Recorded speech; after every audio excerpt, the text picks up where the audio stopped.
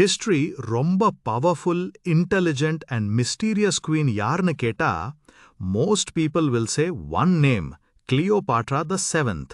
ஆனா அவங்க just beauty queen இல்ல, அவங்க ஈஜிப்டோட last pharaoh and one of the most dangerous political minds in history. Cleopatra the 7th born in Alexandria around 69 BC. அவங்க father Ptolemy 12th Auletes. Interesting fact என்னன்னா, Cleopatra Greek origin, but unlike other rulers, அவங்க Egyptian language கூட கத்துக்கிட்ட first ruler. அவங்க total 9 languages பேசுவாங்க. அப்பா இறந்த அப்புறம் Cleopatra throne ஷேர் பண்ண வேண்டியது அவங்க younger brother Ptolemy 13th Theos Philopator கூட. But palace politics ரொம்ப dangerous. Soon Cleopatra ஈஜிப்ட்ல இருந்து எக்ஸைல் பண்ணப்பட்டாங்க. ஆனா இவங்க கம்பேக் பண்ண ஒரு டேஞ்சரஸ் பிளான் பண்ணாங்க. 48 BCல கிளியோபாட்ரா சீக்ரெட்டா ஜூலியஸ் சீசரை மீட் பண்ண டிசைட் பண்ணாங்க.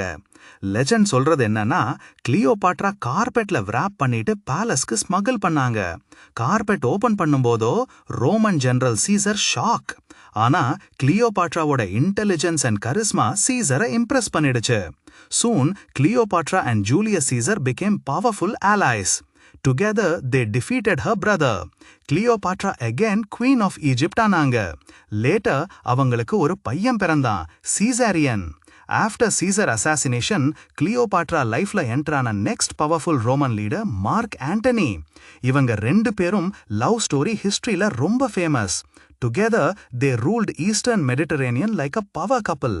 But Romeல power struggle start ஆயிடுச்சு.